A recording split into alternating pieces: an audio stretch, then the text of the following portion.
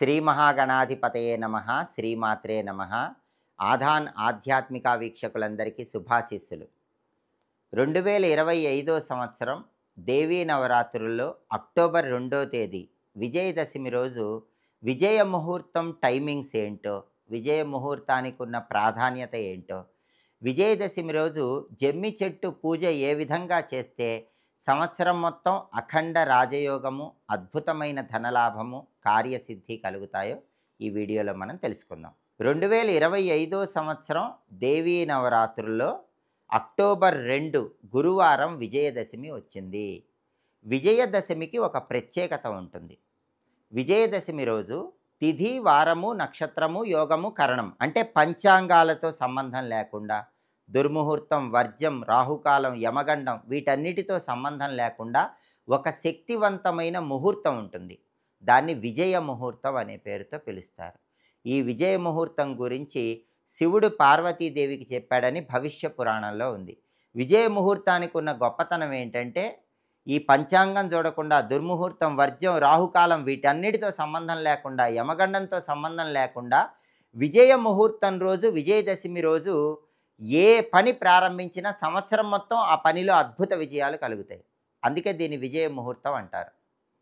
మీరు కొత్తగా ఉద్యోగంలో విజయ ముహూర్తం ఉన్న సమయంలో చేరితే ఉద్యోగపరంగా బ్రహ్మాండమైన సక్సెస్ ఉంటుంది.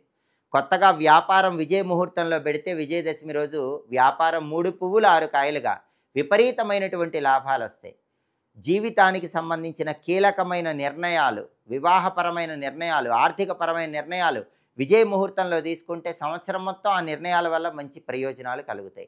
అంతటి శక్తి ఈ విజయ ముహూర్తానికి ఉంది. 2025 అక్టోబర్ 2 విజయదశమి రోజు విజయ ముహూర్తం ఎప్పుడు వచ్చిందంటే, మధ్యాహ్నం 2:09 ప్రారంభమయ్యి మధ్యాహ్నం 2:56 వరకు విజయ ముహూర్తం ఉంది. అంటే 47 నిమిషాల పాటు విజయ ముహూర్తం ఉంది. చాలా శక్తివంతమైనటువంటి సమయం. మధ్యాహ్నం 2:09 నుండి మధ్యాహ్నం 2:56. ఈ 47 నిమిషాలు సద్వినియోగం చేసుకోండి. ఈ 47 నిమిషాల్లో మీరు ఏ పని చేస్తారో సంవత్సరం మొత్తం ఆ పనిలో అఖండ విజయ ప్రాప్తిని సిద్ధింపజేసుకోవచ్చు.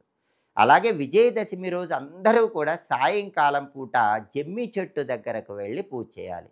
ఎందుకంటే జమ్మి చెట్టు అంటే అపరాజితాదేవి, రాజరాజేశ్వరీ దేవి స్వరూపం.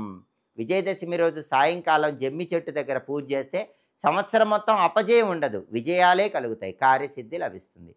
జమ్మి చెట్టు దగ్గర ఏం చేయాలంటే, జమ్మి చెట్టు దగ్గరకు వెళ్ళగానే ఎక్కడైనా దేవాలయంలో కొద్దిగా పసుపు కుంకుమ జమ్మి చెట్టు మొదట్లో చల్లండి. ఆ తర్వాత ఒక తెల్ల కాగితం తీసుకోండి. ఆ తెల్ల కాగితానికి కూడా పసుపు రాసి కుంకుమ బొట్లు పెట్టండి. ఆ తెల్ల కాగితం మీద మీ ఇంట్లో సభ్యులందరి పేర్లు రాయండి. అలా రాసి ఆ కాగితాన్ని జమ్మి చెట్టు త్వరలో ఉంచండి, లేదా జమ్మి చెట్టు మొదట్లో ఉంచండి. 3 సార్లు జమ్మి చెట్టు చుట్టూ తిరగండి. నమస్కారం చేసి ఆ కాగితం తీసుకొని ఇంటికి వెళ్ళి ధనం దాచుకునే బీరువాలో దాచిపెట్టుకోండి. అప్పుడు మీ ఇంట్లో సభ్యులందరి మీద సంవత్సరం మొత్తం జమ్మి చెట్టు రూపంలో ఉన్న అపరాజితాదేవి అనుగ్రహం కలుగుతుంది. అపజయం అనేది ఉండదు. ఈ విధి విధానం ఖచ్చితంగా అందరూ విజయదశమి రోజు సాయంకాలం జమ్మి చెట్టు దగ్గర పాటించండి. కాగితం మీద కుటుంబ సభ్యులందరి పేర్లు రాసి జమ్మి చెట్టుకు ప్రదక్షిణలు చేసేటప్పుడు ఒక శ్లోకం చదువుకుంటే కూడా అద్భుత విజయాలు కలుగుతాయి. ఆ శ్లోకం ఏంటంటే, శమీ శమయతే పాపం శమీ శత్రు వినాశనం అర్జునస్య ధనుర్ధారి రామస్య ప్రియదర్శిని. ఇది శ్లోకం. ఈ శ్లోకంలో ఉన్న అర్థం ఏంటంటే, శమీ శమయతే పాపం, అన్ని పాపాలు పోగొట్టే జమ్మి చెట్టుకు నమస్కారం. శమీ వృక్షం అంటే జమ్మి చెట్టు.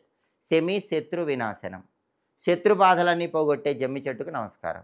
అర్జునస్య ధనుర్ధారి, అర్జునుడు ధనుర్బాణాలు దాచిపెట్టిన జమ్మి చెట్టుకు నమస్కారం. రామస్య ప్రియదర్శిని, రావణ సంహారం కోసం రాముడి చేత పూజించబడిన జమ్మి చెట్టుకు నమస్కారం అని అర్థం.